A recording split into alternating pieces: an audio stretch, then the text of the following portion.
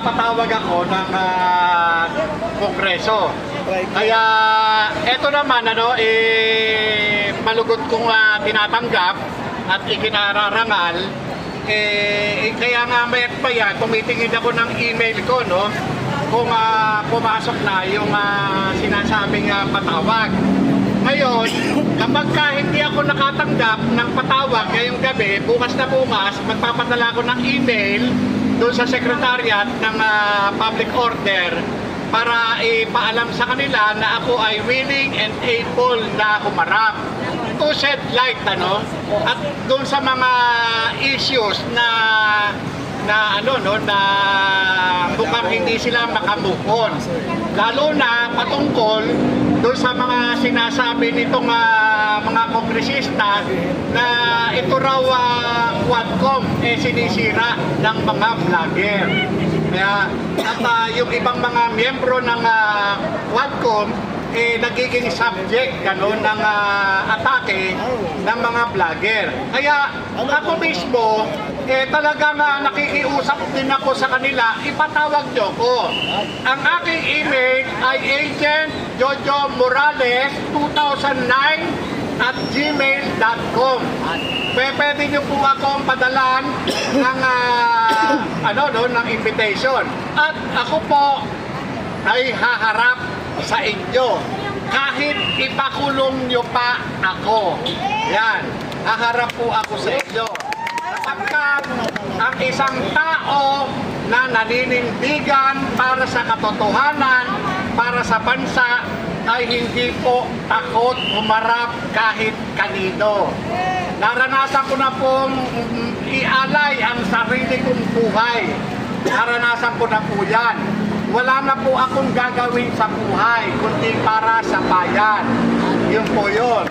Kaya ako po nakikiusap sa inyo kung kayo man po ay balintulot sa pag-i-issue ng imbitasyon, wag po kayong mag-aalala sapagkat hindi po mauulit yung yung issue na nangyari sa Senado.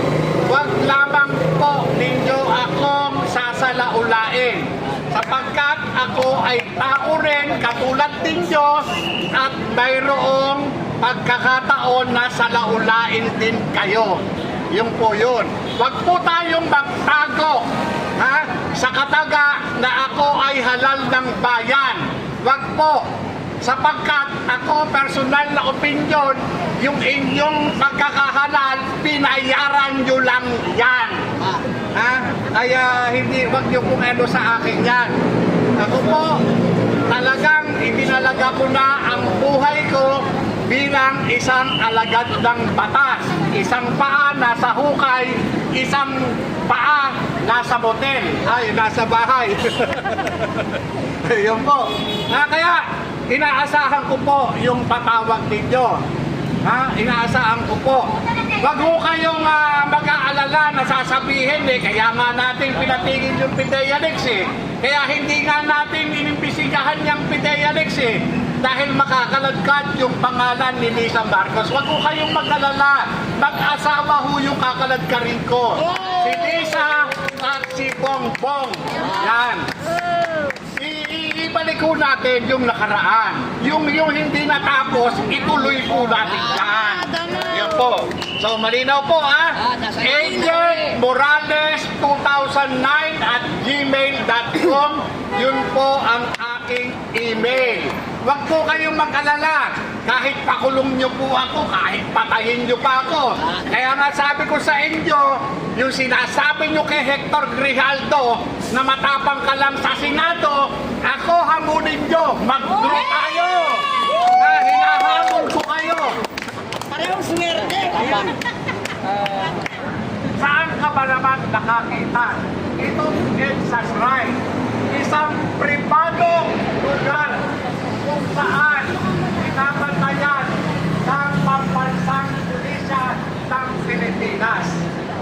Itong EDSA Shrine, ito ay pribado. Hindi po yan pag-aari ng gobyerno. Kaya marapat lamang na ang magbantay dito ay mga private security guard. nangyayari ngayon ang nagbabantay yung mga paswelduhan natin, mga pulis na ang sinusweldo ay galing sa kaban ng bayan, galing sa mga katulad natin nagbabayad ng buwis. Tignan ninyo, sa takot ng tao riyan, sa simbahan na yan, takot ata na magahasa. Takot siyang magahasa, kaya kinakailangan may bantay siyang pulis. Tama ba yun? O natatakot siya na buhatin yung santo sa ibabaw ng bubong. Di ba? Yun, Tama ba yan? natatakot, nakuha ang santo. Yung mga namumuno dito sa pulis na ito, yung mga nagbabantay sa pulis dyan, kung hindi ito matanggap yung kanilang pinuno, hindi magtatagal yung mga pulis na nagbabantay dyan. Naniniwala ba kayo doon? Yes! Kung walang tinatanggap yung mga pinuno, yung mga pulis na nagbabantay dyan, January 7 na hindi magtatagal ang mga yan. Tuon mo. Mamaya, ripat na tayo ngayon. Bawat galaw ngayon, bawat kilos ngayon, lahat yan may katapat na halaga sa kanila. Kaya ngayon pa lang, mga kapatid, mga kababayan, kung titignan ninyo, alam naman natin kung sino yung mga nagpapahirap sa atin. Unang-una, itong mga politiko na ito. Patuloy silang nagnanakaw ng salapi ng taong bayan. Pangunahing nakikinabang sa mga nakaw nila ay ang kanilang pamilya. Tama ba? May tanong ako sa inyo. Tama ba? Na dapat nating gantihan yung pamilya nilang kasabwat nila sa kagnanakaw? Tama lang! Tama! Pa nakapunin natin ang pamilya ng mga politikong pangkalakaw. Magnanakaw talaga! Kaya yan, kung ako ang tatanungin ninyo, marapat lamang ding panagutin natin yung pamilya ng mga politikong pangkalakaw sapagkat ito ay talagang kasabwat nila sa pagnanakaw. Kaya marapat lamang na maging ganti ng mga ordinaryong Pilipino. Tiyain natin yung mga pamilya Dapat lang nitong ipahiya. mga politikong pagnanakaw. Ubaran natin ang maskara yung mga yan. Diba?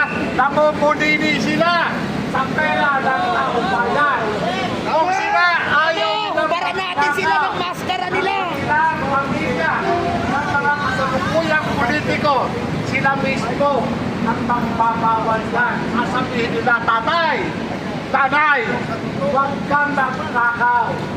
Pero dahil nga gusto nila yung ginagawa ng kanilang mahal sa buhay ng politiko, ay sila pa mismo ang unang kumukonsinti sa mga ito. Kaya kung ako ang tatanungin, marapat lamang nating silin pati ang mga mahal sa buhay nitong mga magnanakaw Tama! na politiko. Tama ba? Tama! Naku, walang mali doon. Naku, sobra-sobrang tama. Kaya yan, para matuldukan.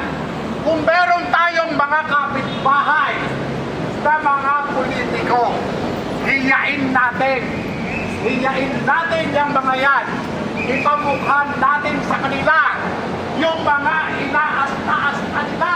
Gising Yung na, mga gising na mga ginagamit nilang kapitbahay mga ko. haling mga gamit.